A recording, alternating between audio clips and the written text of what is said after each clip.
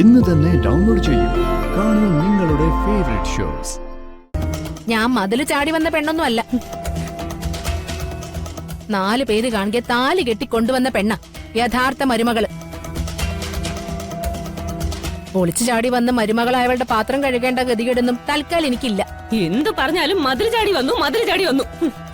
അതല്ലാതെ വേറൊന്നും പറയാനില്ലല്ലോ നിങ്ങൾക്കൊന്നും. പ്രേമൊന്നും പറഞ്ഞ് പുറകെ വാലാട്ടി നടന്നവന്റെ ഗതികേട് കണ്ടിട്ടാ മതിൽ ചാടേണ്ടി വന്നത്. അത് എന്റെ തെറ്റ് തന്നെയാ. എന്നുവെച്ച് അധികം കിടന്നങ്ങ് വിളയല്ലേ. എന്റെ കുഞ്ഞിന് വിഷം കൊടുത്തു തൊലച്ച കുടുംബക്കാരാ. അതിന് നിങ്ങളുടെ സപ്പോർട്ട് ഉണ്ടായിരുന്നല്ലോ. ഉണ്ടായിരുന്നെങ്കിൽ കണക്കായിപ്പോയി. അതിന്റെ കണക്കാ ഞാൻ തീർത്തോടെ ഇരിക്കുന്നെ. എന്റെ എല്ലാ ദാസിപ്പണികളും ഇവിടെ ഉള്ളവർ ചെയ്തു തീർക്കണം. ഇതെന്റെ പ്രതികാരമാ. പ്രതികാരവും ധാഷ്ടിയൊക്കെ സ്വന്തം കുടുംബത്തിൽ പോയി കാണിച്ചാ മതി. എന്നോട് കാണിച്ചാ ഞാൻ വകവെക്കില്ല. അതിന് നീ ആരാണ്? ഇവിടുത്തെ കെട്ടിലമ്മയോ? എന്താ ഇവിടെ പ്രശ്നം? എന്റെ പാത്രം കഴുകാൻ ഇവൾക്ക് മനസ്സില്ലാന്ന്. അത്രയ്ക്കങ്ങ് അഹങ്കരിക്കാൻ ഇവൾക്ക് എന്ത് യോഗ്യത ഉള്ളത്? എന്താ സുചിത്ര ഇതൊക്കെ? ഹരിതയുടെ പാത്രം കൂടി ഒന്ന് കഴുകി വെച്ചാ നിനക്ക് എന്ത് കുറവാ സംഭവിക്കാൻ പോകുന്നത്? കേട്ടല്ലോ, ഞാൻ ചോദിച്ച ചോദ്യം തന്നെയാ അമ്മയും ചോദിക്കുന്നേ.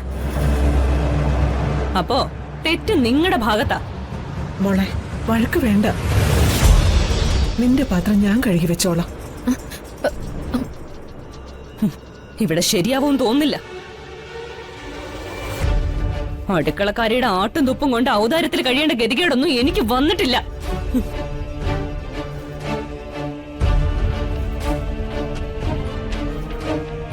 ദേവി, പ്രശ്നമാവുമല്ലോ.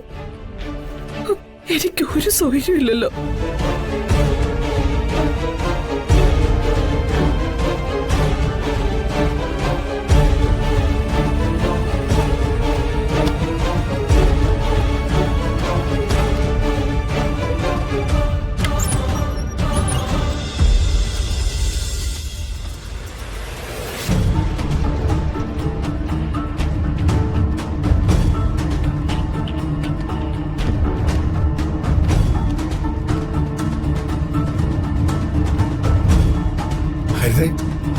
നീ എന്തിനാ തുണികളൊക്കെ പാക്ക് ചെയ്യുന്നേ?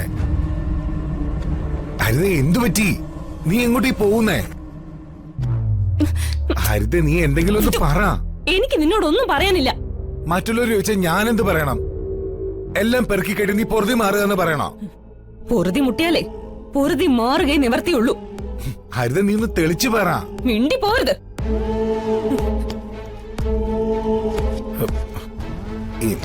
എന്താ ഇത്? മോറ് നിക്കാനാ പറഞ്ഞേ. ഹരിത, ഞാൻ പറയുന്നൊന്ന് കേക്ക്. നിന്റെ ഒരു ന്യായം എനിക്ക് കേൾക്കണ്ട.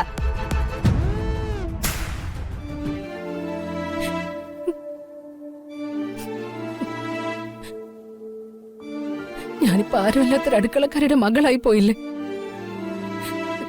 അതുകൊണ്ടല്ലേ ഒരു തെറ്റും ചെയ്യാത്ത എന്നെ അമ്മ കുറ്റപ്പെടുത്തിയത്. ഹരിതയുടെ എച്ചിൽ പാത്രം അമ്മ കഴുകിക്കോളാന്ന്. അവള് കരുണാകരക്കുറുപ്പിന്റെ മോളല്ലേ, കോടീശ്വരി. എല്ലാവരും അവളുടെ ഭാഗത്തെ നിൽക്കും. ഈ അവഗണനയെ സഹിച്ച് എത്ര നാളിങ്ങനെ കഴിയും എന്റെ ഈശ്വര. ഇങ്ങനത്തെ ഒരു ഗതിയായി പോയല്ലോ എനിക്ക്. മാനത്തെ കൊട്ടാ